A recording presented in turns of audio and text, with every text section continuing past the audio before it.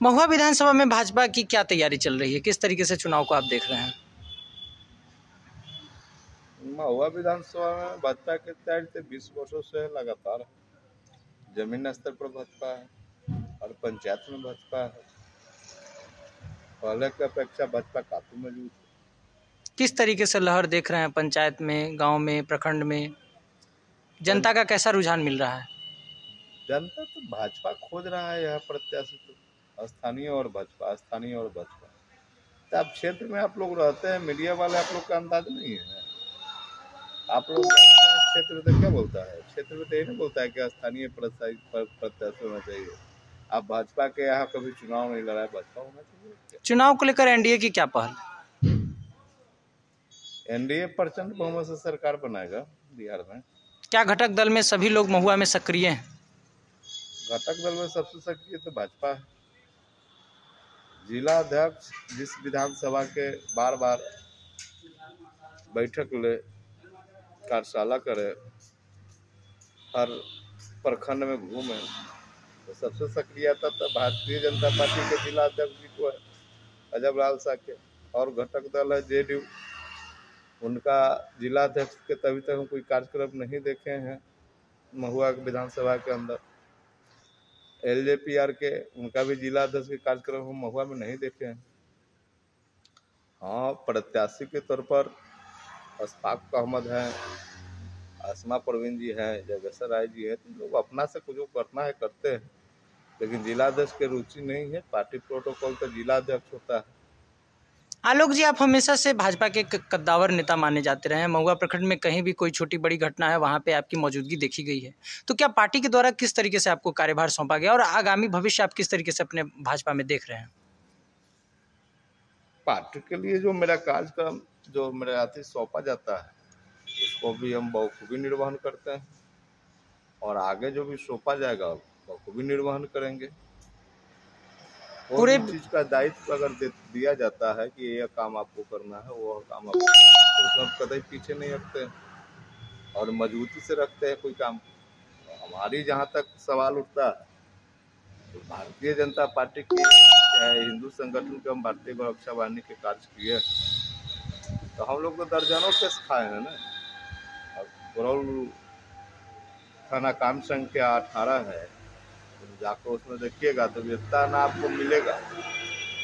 दर्जन दर्जन भर एक साल में केस हुआ, तो ऐसा मजबूत कार्यकर्ता कहाँ मिलेगा? क्या उस संगठन के कार्य करने में, हिंदू संगठन के कार्य करने में क्या हमारी जमीन थोड़ी जोती जा रही थी? क्या हमसे व्यक्तिगत मारपीट थोड़ी हुआ था? वो तो भारतीय जनता पार्टी का काम है ना।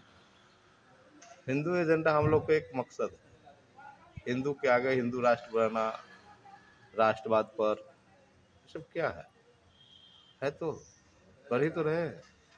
बिहार में जिस तरीके से जनसुराज अपना कार्य कर रही है, जिस तरीके से चुनाव प्रचार प्रसार किया जा रहा है उनके द्वारा, क्या एनडीए पर इसका प्रभाव पड़ सकता है?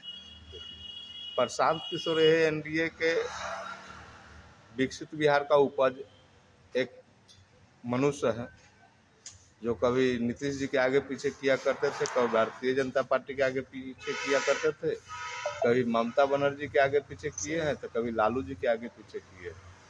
यही एनडीए विकसित बिहार, एनडीए के विकसित बिहार का उपज है प्रशांत किशोर, जिसके घर में आप खाइएगा, पलिएगा, बढ़िएगा, उससे आप आगे कैसे निकल जाइएगा?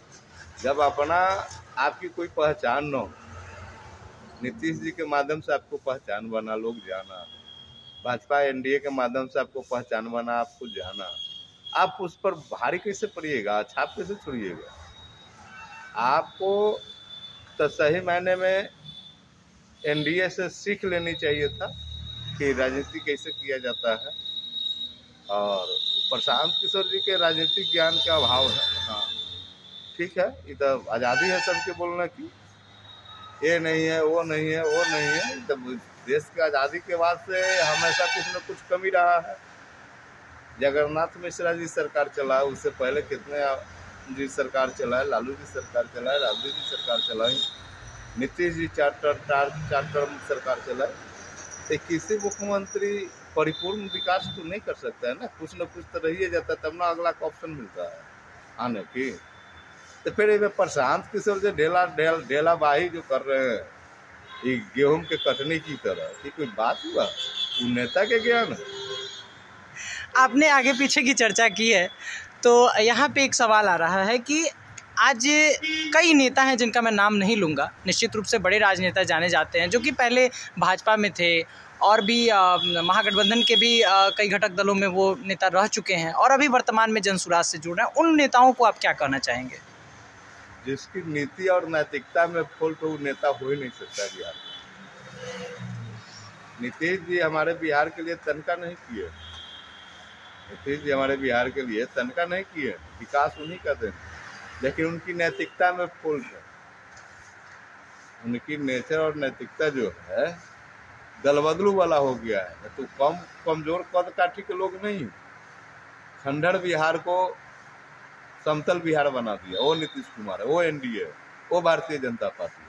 लेकिन आज माननीय मुख्यमंत्री जी विश्वसनीयता इस स्तर पर खो दिए कि किसी चीज को लेकर चल रहे हैं, किसी एक जगह हम रह के कार्य करें, क्या विश्वसनीयता थोड़ी उनमें कमी है। बाद में कि और दल भी है। और रही बात विधायक इधर उधर कूद फान करता है गरई मछली की तरह, उसको क्या वैल्यू है?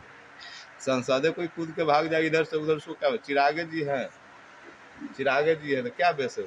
सूत्र के हवाले से एक जानकारी मिली है कि वीआईपी के जो प्रमुख हैं उनके गठबंधन के आसार दिख रहे हैं भारतीय जनता पार्टी से, क्या कहेंगे इस पर? सूत्र क्या होता है तो हम नहीं जानते हैं, अब पत्रकार की भाषा है तो मैं नहीं जानता। लेकिन मुकेश सहनी जी जो हैं वो नेता नहीं है, जात के नाम पर एक युवा है। अब कभी महागठबंधन को भरमा रहे हैं, तो कभी एनडीए को भरमा रहे हैं, तो कभी अपने जात को भरमा रहे हैं। अरे आपकी विचारधारा स्पष्ट होनी चाहिए, आप किस विचारधारा की लड़ाई लड़ रहे हैं, किनके जोरे आपको विचारधारा एडजस्ट हो रहा, तो काम करना चाहिए। और एनडीए में आना जाना तो हर किसी को लगा ही रहता है और है भी। मुख्यमंत्री जी कभी चले जाते हैं, मन नहीं लगता है, कोई मन लगता है चले जाते हैं। आपने विचारधारा स्पष्ट होने की बात कही, यहाँ पे दो प्रश्न आ रहा है कि महागठबंधन में होते हुए उन्होंने 60 सीटों की मांग की है वीआईपी प्रमुख मुकेश सहनी जी, और कह रहे हैं कि मुझे उप मुख्यमंत्री पद का भी मतलब दावेदार अपने आप को बता रहे हैं। तो इस प्रतिक्रिया को आप किस तरीके से देखते हैं? तो महागठबंधन का अंदरूनी बात है, इसको मैं क्या बोलूँ। जो विधायक अपने आज तक विधायक नहीं बना हो, जो नेता और डायरेक्टर डिप्टी सीएम की बात करता हो, तो इससे निर्लजता पूर्वक क्या बात हो सकता है? सबसे निर्लजतापूर्ण बात है। अभी तक आप विधायक नहीं बने किसी दल से, किसी पार्टी से, किसी गठबंधन से, आप सीएम बन रहे हो तो करी महागठबंधन का अंदरूनी मामला। घटक दल के सबसे बड़े नेता अभी कहा जा सकता है लोजपा के सुप्रीमो हैं चिराग पासवान जी। उन्होंने पटना में बीते दिनों एक बयान दिया था कि मुझे खेद है इस बात का कि मैं अपराधियों की सरकार का समर्थन कर रहा हूँ। इसको आप किस तरीके से देखते हैं? चिराग पासवान जी नेता नहीं, वो कलाकार, फिल्मी एक्शन में रहते हैं। अभी तक हालांकि हमको नहीं बोलनी चाहिए उन पर, हमारे एनडीए घटक दल का हिस्सा है। उनकी किसी भी मंच पर आप देखिएगा तो राजनीतिक से जुड़ा हुआ चीज आपको नहीं दिखेगा, रिएक्शन दिखाई देगा। जैसे क्यों नहीं यार, आपका पिता का नाम था देश दुनिया में, रामविलास जी का, विकास के नाम से उनको जाना जाता था, सुचिता के हिसाब से जाना जाता था। रामविलास एक गाड़ी से अगर 4 व्हीलर से जा रहे हैं तो साइकिल से चलने वाले लोग को चिन्ह लेते थे, ओ फलना बाबू सुनिए, ओ चिल्ला बाबू सुनिए, ओ चिल्ला भैया सुनिए। अभी तक भैया चर्चा चिराग पासवान के संस्कार में है क्या? बिहार के कल्चर में बाबू आजी छोटों के बड़ों के बाबू कहिएगा? आपकी उम्र क्या है पत्रकार जी, आपका उम्र क्या है? मेरी अवस्था तो 25 साल की है। 25 साल, हम 50 साल वाले का आप बाबू कहिएगा? यही संस्कार सिखाया, यही संस्कृति है बिहार का। पहले तो बोल चाल में, रहन सहन में होना ज्ञान होना चाहिए। आज जिसको रहन सहन और बोल चाल की ज्ञान न हो तो नेता तो बात की चीज़ है। अब गठबंधन के नाम पर आप जब वो सीट जीत लीजिए, ले लीजिए, दे दीजिए, वो अलग मसला। गठबंधन में क्या गलती? एनडीए में भाजपा कितने सीटों पर चुनाव लड़ने का मतलब देख रही है, क्या लगा रही है? पार्टी की बड़ी भाई की भूमिका में चुनाव लड़ना चाहिए, क्योंकि 20 साल बड़ी भाई की भूमिका में माननीय नीतीश जी के चुनाव लड़ाते रहे हैं। नीतीश जी की हालात 45 विधायक में सिमटा हुआ है और अभी भी विधायक की संख्या ज़्यादा भारतीय जनता पार्टी के पास है। उस लिहाजा से बड़ी भाई की भूमिका में होना चाहिए भारतीय जनता पार्टी को, और नीतीश जी को ये भी चीज़ स्वीकार करना। किसके नेतृत्व में चुनाव लड़ेंगे आप? अच्छा तो होता कि बीजेपी अपना नेतृत्व देता, क्योंकि नीतीश जी के नेतृत्व, इनको जो सीमान वाला घटना है, विधानसभा वाला घटना है, ये ठीक है, बिहार के लोग को सोना के पैजामा सिला के दे दे, कोई फर्क नहीं पड़ता है, लेकिन नीतीश जी के विश्वसनीयता में कमी है। और उनकी रह के वो एक्शन जो होता है ड्रामा कादर खान वाला, कि रात का अंधेरा में चलने की जो आदत है वो ठीक नहीं है। बिहार, इनके नीतीश जी के विजन में बिहार विकसित बिहार हुआ है, जर्जर बिहार से समथल बिहार हुआ है। अब इनकी थोड़ा मानसिक तौर पर कहिए, चाहे स्वास्थ्य जो भी हो, उनको उम्र हो, हम लोग को लड़का फड़का है, नहीं बोलना चाहिए, बड़ी बात। भारतीय जनता पार्टी की बात है, तो राजनीति में जो हम लोग देहात से देख रहे हैं, गांव से देख रहे हैं, इसी प्रकार तो हर तरह के लोग देख रहे हैं ना। महुआ में एक अनुभवी नेता के तौर पर आपको देखा जाता है, भारतीय जनता पार्टी में कई सालों से आप कार्यरत हैं। आपसे एक प्रश्न है कि सीएम का फेस आप किसे देखते हैं बिहार में? वो नित्यानंद राय जी होंगे, उनसे बेहतर कोई नहीं, उनसे बेहतर सुचिता, उनसे बेहतर सरल स्वभाव और सभी को ले दे के चलने वाले लोग हैं। उनकी राजनीतिक करियर भी जो रहा है, आपको लालू जी के राज में भाजपा अगर जाना जाता था तो नित्यानंद राय जी के नाम से, जो हाजीपुर से निकलते थे, और वो प्रदेश अध्यक्ष जब बने भारतीय जनता पार्टी को 2019 में, तो 39 में 39 सीट जीत के दिए हैं। नरेंद्र मोदी जी को प्रधानमंत्री बनाने में इनका अहम भूमिका रहा है, और ये इस बार भी चुनाव लोग सांसद 3 बार रहे, कई एक बार विधायक रहे हैं, और उनकी नेतृत्व में लोग का विश्वास है, और सरल स्वभाव के लोग हैं, उनके नेतृत्व में बिहार विधानसभा चुनाव होना चाहिए।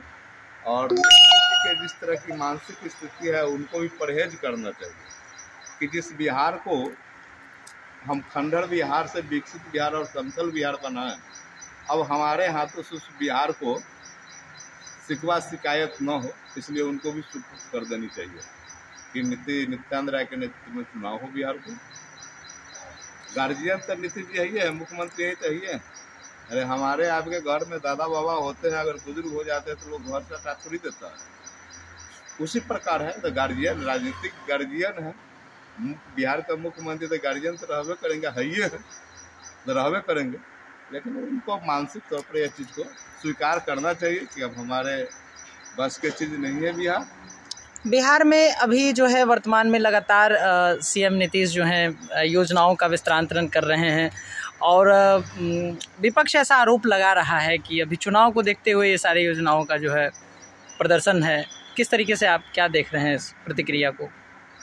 विपक्ष को बोलने के लिए कुछ है, कुछ बोलेगा विपक्ष? अरे एनडीए सरकार के सोच है विकसित बिहार, और विकसित बिहार के लिए जब सुत के उठिए तब कुछ न कुछ नया कीजिए और कीजिए। बिहार इसी इंतजार में तो है कि सर सुबह उठ के पेपर पढ़ने का क्या मतलब है, मोबाइल देखने का क्या मतलब है, टीवी देखने का क्या मतलब है, कि हमारा लिए सरकार ने क्या किया, जनता क्या चाहता है। और इतना ज्ञान जब विपक्ष को पास नहीं है तो फिर विपक्ष को तो बोलना भी नहीं चाहिए। और बिहार के लिए नीतीश जी कर रहे हैं, अब जो किए हैं अच्छा किए हैं, कर भी रहे हैं वो भी अच्छा। विपक्ष का एक और आरोप है, विपक्ष एक और आप पर आरोप लगा रही है, कह रही है विपक्ष कि आप जो योजनाओं का विस्तारांतरण कर रहे हैं ये हमारी कॉपी की जा रही है। इस पे क्या कहना? आप कॉपी कर रहे हैं महागठबंधन की। आप महागठबंधन नीतीश जी का न कहे हैं आपको कि नीतीश जी के कादर खान वाला स्थिति है कि कभी इधर मन नहीं लगता है, कभी उधर। वो मौका तो उनको भी मिला है, आखिर उनको जब मौका मिला तो आप कॉपी क्या करने दिए, आप कर क्यों नहीं लिए? आपको तो मौका मिला था ना, कर लिए होते ना। जब आपका हाथ से पेन और कॉपी निकल जाएगा कहिए कि अमुक चीज़ लिखना चाहते हैं, अमुक चीज़ लिखना चाहते हैं, कॉपी या कलम मिलेगा तब ना लिखिएगा भाई। अभी मुख्यमंत्री जी के पास है, वो लिख रहे हैं, पढ़ रहे हैं, बिहार को आगे बढ़ा रहे हैं, तो आपकी कॉपी कहाँ की जा रही है? अगर आपकी कॉपी अगर किया होता बिहार राष्ट्रीय जनता दल और महागठबंधन का कॉपी करता है एनडीए सबका, तो क्या खंडर बिहार से खंडर बिहार हो जाता? समतल बिहार तो होता नहीं। आज समतल देखिए, विपक्ष का भी नेता हमारे तेजस्वी जी है, क्या उनके भाई तेज प्रताप जी है, क्या जो भी है, तो यही एनडीए सरकार का विकास पर जीते हुए चेहरा है। 15 में क्या विकास कौन 5 से लेकर लगातार 15 तक जो विकास हुआ एनडीए सरकार का, यही विकास के नाम पर लोग चुनाव जीते हैं दोनों भाई राजनीति में आए। पिछला सरकार के विकास पर तो नहीं जीते हैं चुनाव, एनडीए सरकार के नाम पर चुनाव जीते हैं। फिर एनडीए पर उंगली उठाना उनके कर्तव्य निष्ठा से बाहर की चीज है। अगर उठा रहा है तो राजनीति ठीक है, उठाइए। चुनाव को लेकर के विकास का एजेंडा क्या होगा एनडीए की तरफ से इस विधानसभा चुनाव में? बिहार के एनडीए सरकार जो चुनावी एजेंडा, तो सभी एजेंडा जो विपक्ष लोग अपना एजेंडा कायम करेंगे, लेकिन सरकार एनडीए सरकार तो लगातार एजेंडे पर काम। रसोईया के 400 के 1100 125 यूनिट बिजली फ्री, तो क्या एजेंडा ना है कि काम हो रहा है? तो काम करके चुनाव लड़ने वाला पार्टी है एनडीए, यानी पहले काम तब चुनाव, पहले काम तब चुनाव, उसका नाम है एनडीए सरकार। ठीक है, पार्टी है, इधर उधर होते रहता है, कोई कुछ बोले कोई कुछ बोले, लेकिन एनडीए का समतल भूमि पर जाइए, सतल पर जाइए, तो अभी रसोईया के, झाड़ू पोछा वाला के क्या क्या अभी नीतीश जो कर रहे हैं, नीतीश जी जो कर रहे हैं, कोई एजेंडा लेके आएगा यहाँ डायरेक्ट एजेंडे पास, नौकरी के लंबी कतारें, कोई एजेंडा लेके आएगा, इनका लागू है। कोई 1500 रुपया बोला था कि 2500 रुपया बोला था, आई सरकार में डायरेक्टर 700 400 से 1100 कर दिए। कोई बिजली फ्री का फार्मूला दिया था, लागू कर दिए। तो एजेंडा लाना वो लोग के काम है, कि लोग के बढ़वाना वो लोग के काम है, एनडीए के काम है समतल भूमि पर जमीन पर उतर के काम करना, और ये पहले काम करने में एनडीए विश्वास रखती है, तब चुनाव लड़ने में विश्वास। एक सवाल जुड़ा हुआ है कि महुआ विधानसभा से एनडीए में किस घटक दल से आप प्रत्याशी चाह रहे हैं? भारतीय जनता पार्टी को यहाँ चुनाव लड़ना चाहिए। यहाँ की जो भौगोलिक स्थिति है, यहाँ महुआ विधानसभा की जो भौगोलिक स्थिति है, इसमें भारतीय जनता पार्टी ही फिट बैठती है। घटक दल यहाँ तो बराबर चुनाव लड़ी है, हारी है, गई है, उन लोग का भी सबक लेना चाहिए, और भारतीय जनता पार्टी के मजबूती से यहाँ चुनाव लड़ना चाहिए। बेस वोट क्या होगा भैया, अगर भारतीय जनता पार्टी के प्रत्याशी यदि विधानसभा चुनाव में उतरते हैं, जिसमें कि एक आप भी चेहरे के रूप में माने जा रहे हैं, तो बेस वोट क्या होगा भैया? किस तरीके से बेस वोट को आप देखेंगे? भारतीय जनता पार्टी यहाँ चुनाव लड़ेगी तो यहाँ पर लड़ाई नहीं, वन वे लड़ाई होगा। कोई गठबंधन महागठबंधन, कौन निर्दलीय उर्दलीय, कोई पदरा नहीं सटेगा। हम अभी मजबूती कहते हैं भारतीय जनता पार्टी चुनाव लड़े महुआ विधानसभा, और यहाँ वन वे चुनाव होगा। आलोक राय वो चेहरा का नाम है, आलोक का नाम है, जो महुआ विधानसभा में वन वे चुनाव कराने का प्रयासरत, चुनाव लड़ने और जीतने की सवाल नहीं है, वन वे, यानी ओनली एनडीए के पक्ष में चुनाव। तेजू भैया की हवा चल रही है। तेजू भैया भगोरा नेता है कि नेता, 20 में महुआ के 10 ज्यादा फोक दिए तो भाग गए हसनपुर। अब हसनपुर वाला के स्टेडियम बोल के आए थे कि हम स्टेडियम बना, नहीं बना तो देख के उतने के ज्यादा फोक दिया था, फिर चले आए महुआ। तो इनको से क्या फर्क पड़ता है महुआ को? कुछ फर्क पड़ता है? इनके ऐसे टाल नेता आए और गए और जाएंगे भी न, थोड़ी जाएंगे, आए हैं उनको जाना भी है। जो महुआ का है वो तो महुए में न रहेगा। असदुद्दीन ओवैसी भी अपने प्रत्याशी को चुनाव में उतार रहे हैं महुआ से, क्या इसका कोई असर पड़ सकता है? कौन चीज के? एनडीए में महुआ से सुनने में आया है कि AIMIM मुस्लिम तो मतदाता ऐसे भी एनडीए का वोटर नहीं रहा है, उसमें कुछ समाज है पसमंदा वगैरह जो समाज है वो देता है, लेकिन ओवैसी के या दुनिया के आने से क्या फर्क पड़ेगा? जब लालू जी की पार्टी से यहाँ फर्क नहीं पड़ने जा रहा है एनडीए को, तो ओवैसी कौन, ओवैसी है कौन? बाबा जी के पार्टी प्रशांत किशोर है को। अब आप देखिए, आपको जमीन पर सतह पर आपको नेचर स्पष्ट होना चाहिए। नेचर प्रशांत किशोर जी के नेचर स्पष्ट नहीं, ओवैसी के नेचर स्पष्ट नहीं है। क्या है उस सबका नेचर? नैतिकता चुनाव लड़ने का कोई तो नहीं है। लटर पटर जैसे निर्दलीय लोग जो तैयारी करता है, इधर नाच गाना, उधर नाच गाना, उधर नाच गाना, अरे वो सब नौटंकीबाजी ड्रामा नाच गाना करके लोग के फुसला रहे हैं। लेकिन लोग तो इधर दो पार्ट में चुनाव होना है, एनडीए बना महागठबंधन। अब जो जितना वोट ले, लेकिन महुआ विधानसभा 1 की तरफ जा रहा है। एनडीए से अगर भारतीय जनता पार्टी चुनाव लड़ती है तो यहाँ लड़ाई में कोई कहूँ नहीं रहेगा, यहाँ 1 होगा। आपकी राजनीति कहीं ना कहीं बहुत पुरानी रही है, महुआ से रिलेटेड रही है, जुड़ी रही है, और महुआ के पुत्र हैं, महुआ के बेटे हैं आप ये बताइए कि जिस तरीके से चुनाव के आते ही नए नए प्रत्याशियों का आगमन क्षेत्र में हो जाता है, उन प्रत्याशियों को आप क्या कहना चाहेंगे और जनता को क्या कहना चाहिए? जनता को क्या संदेश देना चाहेंगे वैसे प्रत्याशियों से बचाव को दृष्टिकोण से? सोनपुर के मेला देखें, वही विधानसभा के महुआ का मेला, कभी पटना वाला लभक जाएगा, तो कभी कटिहार वाला लभक जाएगा, तो कभी ओवैसी वाला लभक जाएगा। ये जब और थे शायद अलकतरा घोटाला, इलियास हुसैन जी, उनको भी परिवार से लोग लभक रहा है। घर कहाँ है? घर कहाँ है देखिए ना, लभक कहाँ रहा है? नाम नहीं बोलना चाहिए, लेकिन मुझे अच्छी तरह याद है कि वो अलकतरा घोटाला के बाद से आज तक पिच पर, रोड पर पिच दिखाई नहीं दिया गिट्टी के अलावा।